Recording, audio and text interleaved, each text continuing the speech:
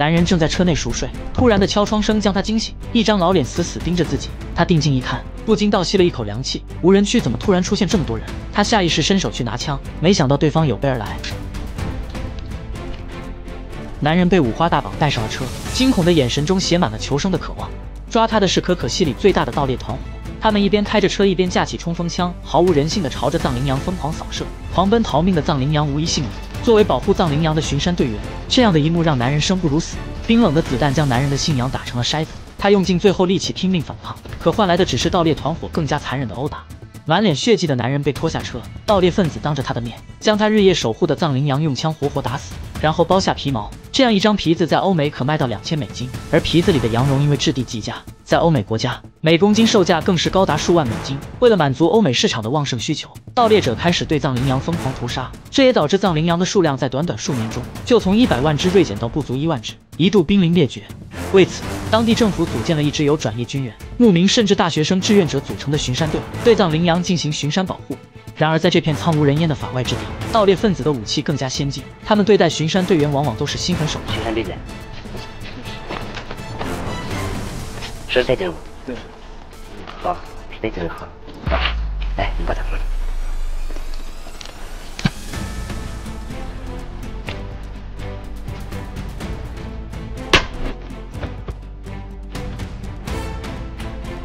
接连发生的惨案引起了北京报社的注意，记者嘎玉被紧急派往可可西里进行跟队采访。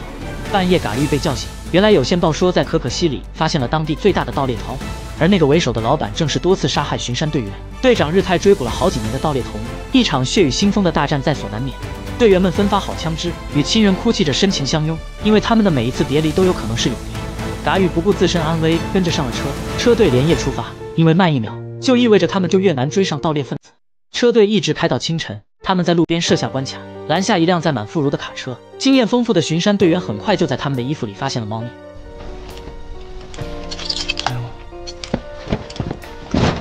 这什么？再说一遍，这什么？这是藏羚羊绒。走！狡猾的盗猎分子利用这些朴实的牧民，帮忙将藏羚羊绒偷运出可可西里。可当嘎玉问起该怎么处置这些人时，队长的回答却满是无奈。放了呗。这个路上，帮盗猎分子带藏羚羊绒的人太多了，我们只能没收，没权利抓人。于是他们只能看着这些帮凶逍遥法外。进入可可西里的第二天，巡山队来到了他们的保护站，因为人手不够，这个叫阿旺的队员已经独自在这里生活了整整3年，每隔几个月才能见一回给他送补给的队友。晚饭后，他们继续前进，只剩阿旺在后面不停挥手。在下次队友来送补给之前，他又要独自对抗每一个孤独的夜晚。车队又开了1天1夜，嘎玉从睡梦中醒来，看到巡山队员站成一排，目不转睛地盯着前方。一具巨藏羚羊的骸骨铺满了整片荒野。一名队员粗略数了一下，足足有547具之多。大量的秃鹫纷纷过来啃食，队员悲愤地烧掉被猎杀的藏羚羊骸骨。他们知道离那些丧心病狂的盗猎者越来越近，可突然队友的车撞上沙堆，司机被伏击的盗猎者击中，已经不省人事。在前方不远处，他们发现一辆抛锚的吉普车，座椅上还沾着羊绒。队长根据车胎印判断出盗猎者的逃亡方向，他们加紧驱车追赶，连着追了2天，终于在河对岸发现了盗猎者的踪迹。嘎玉赶紧举起相机拍摄，队员一边跑一边举枪射击，却被队长制止。他一声令下，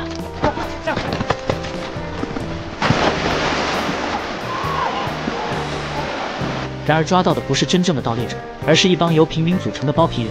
在这些包皮人的指引下，巡山队找到了盗猎者埋在地下的500多张藏羚羊皮，密密麻麻铺满了整个草地，其中大多还是母羊。而现在又正是藏羚羊普遍的交配期。队长日泰心痛地抚摸着羊皮上的枪口。他们押送着包皮人继续追赶，在车上，一个老大爷告诉嘎玉，自己之前是放牧的，但由于自然环境恶化，村庄变成荒漠，牛羊都死了，活不下去才出来接这个活。包一张羊皮就能挣5块钱，现在他还带着3个儿子出来一起干。他看起来就是一个被生活所迫的老实人，可背地里却是一肚子坏水。深夜，他趁着看守队员熟睡，带着3个儿子摸黑逃跑，还带走了卡车的钥匙。队员发现后，开始不要命的追赶狂奔。然而在海拔4700米的高原这么猛跑，随时都会有生命危险。一名队员突发肺气肿不幸倒地，日泰拿出急救药，但是没有水，粉末状的药就根本无法注射。幸好老头的儿子之前做过兽医，在他的帮助下暂时保住了队员的性命。日泰让队员刘栋先带伤员回镇上治病，顺便补充物资后再火速追上。队员纷纷掏钱凑医药费，但钱还是不够。可是人命关天啊！日泰做了一个艰难的决定：卖皮子。贩卖皮子是违法的，但现在也管不了那么多了。队员拥抱着送别流动，气氛有些凝重。恶劣的自然环境可能比盗猎者还要凶险得多，每一次分手可能都是生死离别。在送别流动后，他们继续追赶，然而汽油只剩3、4天，食物也只够吃1、2天了。有队员提出返回，但被日泰立即否决，因为这群他们追了几年的盗猎者，眼看就要追上了，他不想就这么放弃。日泰解开了所有包皮人的手铐，让他们自己走出无人区。老头子对日泰说：“年轻人可能还走得出去，但自己这把年纪肯定走不出去。确实走不出去，就是你的命。”然而他们也没开出去多远，一辆汽车发动机就爆缸了，3个队员走不成了，他们只能原地等着流动过来救援，但能等得到吗？流动能找到他们吗？但愿不要下雪。流动这边2天不合眼，一路狂奔，实在熬不住就下车用雪擦把脸，然后把头发拴在车顶，继续前进，最后跌跌撞撞开进了医疗站。他整个人累瘫在车边，用尽最后力气呼喊着医护人员。庆幸的是，队友送医及时被救了回来。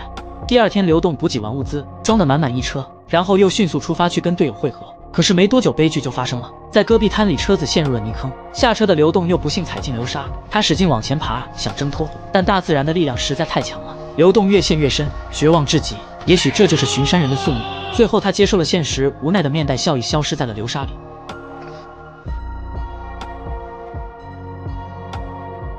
最可怕的暴风雪还是来了，包皮员队伍不断有人倒下，3名巡山队员一直等不到流动的到来，在车里面被冻得瑟瑟发抖。他们决定放手一搏，自寻活路。好在不久之后，他们走上马路，成功获救。日泰带领队员迎着暴风雪继续追赶。嘎玉问日泰为什么要贩卖皮子，日泰说巡山队是没有编制的，政府给的经费少之又少，为了解决经费问题，他们有时候会卖掉一些皮子，用死去的藏羚羊来保护更多活着的藏羚羊。我日泰可以进监狱，我知道卖皮子是犯法的，但我现在不会考虑你说的，我只考虑可可西里，考虑兄弟，见过可长德的人吗？他们的手和脸脏得很，可他们的心特别干净。进入无人区的第19天，日泰他们的车子也坏了，队员们在风雪中走散。日泰和嘎玉走在一起，翻过一座小山包，眼前出现了一大群拿着枪的盗猎分子。原来对方特意在这里等着他们。2位宿敌终于见面了，双方没有咬牙切齿，而是笑脸相迎。老大说只要日泰不再为难他们，就送日泰2辆新车，再为他盖一栋房子。日泰只说了一句：“把枪交上，你跟我走。”那好，那好，把枪交给了后，那么给队长交给，那么跟上日泰也好，就当巡山队员了。众人哄笑，日泰一拳打倒了对方，却被盗猎分子一枪打中，在抽搐中，最终被老大补枪杀害。因为嘎玉不是巡山队员，自大的盗猎分子就放过了他，然后大摇大摆的离开。失魂落魄的嘎玉在风雪里看着日泰那张脸，依然没有任何表情。日泰的遗体被带回了家，当地举行了隆重的天葬仪式，这是藏族对亡者的最高礼遇。嘎玉回到北京，写出了震惊世界的报道。1年后，中国成立可可西里国家自然保护区，原志愿巡山队就此解散。目前，大部分国家已立法禁止藏羚羊绒买卖，可可西里保护区的藏羚羊数量也回升到了3万余头。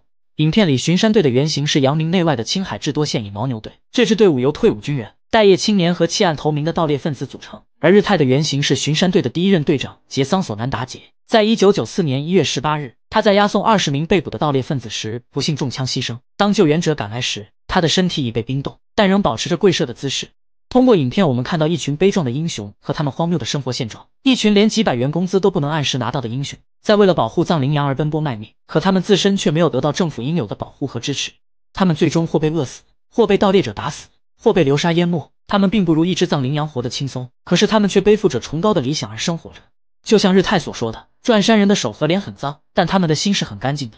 巡山队员又何尝不是？他们用自己最虔诚的心，不顾一切地守护着可可西里最美的生灵，守护着人类最后的一片净土。